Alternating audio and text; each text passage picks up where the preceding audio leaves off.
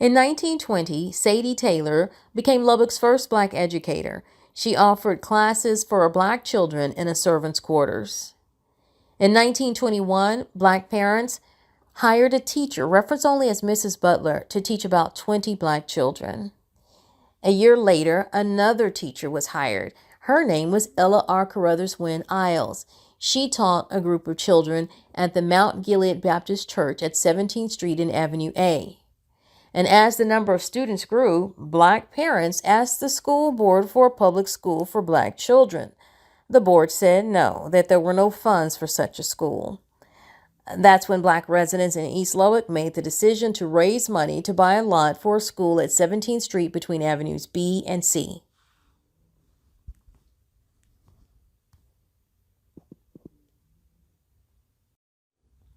In 1923, a two-room building was constructed on that land. Mrs. Ella R. Isles was hired by the school to be the teacher/principal. In 1925, the school population of black children continued to grow, with more than 200 students, so many that there was an overflow of students who had to attend classes across the street at a church. In 1927, William M. H. Wilson was hired as a teacher/principal at the school, and it formally became Dunbar High School. It was named after the black poet Paul Laurence Dunbar.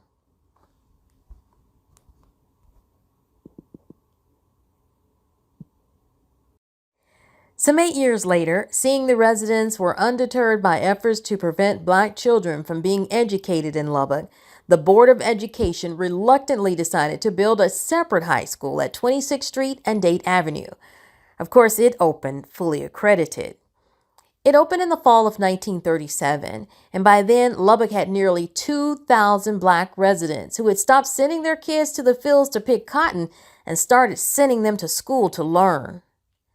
Soon after the opening of the new accredited Dunbar, the old Dunbar, built by the black families with their own money, had to be used to provide enough space for the ever-growing student body.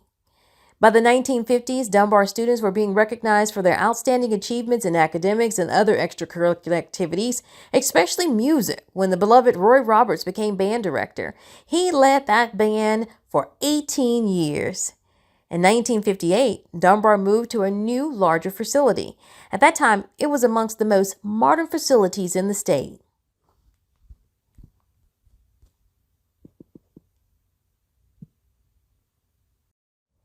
In 1965, George Scott and later William R. Powell became principals of the more than 1,000 Dunbar students. E.C. Struggs was built as a junior high for the younger students. In 1970, Roy Roberts became principal of Dunbar. Under pressure from the Federal Department of Health, Education, and Welfare, the school board desegregated Dunbar Struggs by redrawing the district boundaries.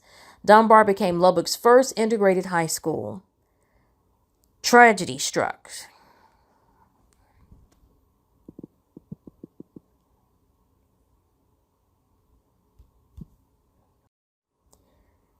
Soon after, tragedy struck when a 15-year-old white student ordered to attend Dunbar shot and killed a black student.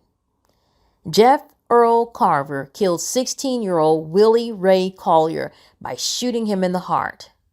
The two had argued over cigarettes. The white male went to his home and came back with a gun. He committed one of the nation's first school shootings. Some 3 days of unrest occurred after the shooting, with Lubbock ordering an East Lubbock lockdown of black residents.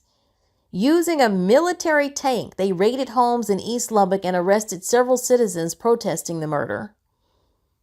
Carver was quietly sentenced to 5 years for the shooting, and he quietly was released a few months later. Carver died in 2015. He was a well-known umpire in the baseball community and became rich as a computer programmer. He married, had a son, and survived by 6 grandchildren. The year of the murder, Struggs Junior High was closed, and the district began wee-hour early morning busing about 2,000 junior high students across town to attend white junior high schools.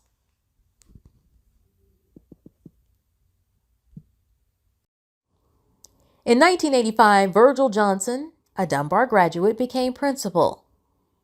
But then in 1993, the school that Black residents funded when Lubbock wouldn't was unceremoniously closed as a part of Lubbock Independent School District's reorganization plan. Today, East Lubbock is left with one high school, Estacado, named after the Quaker settlement. They were white people who settled near Lubbock. And so the school that graduated generations of Black families and later every race of students, Dunbar High School, is now a middle school, often draped in blue because now Dunbar is called the only feeder school to Estacado, which, by the way, now suddenly has a splash of Monterey red added to their blue. Dunbar Middle School was opened and remains on the list of schools that many want to have demolished, like Parkway Elementary, another school in East Lubbock, demolished to build schools that are gentrificationally enticing to those eyeing the brilliance of East Lubbock with its close proximity to everything shiny and new being built in the hub city.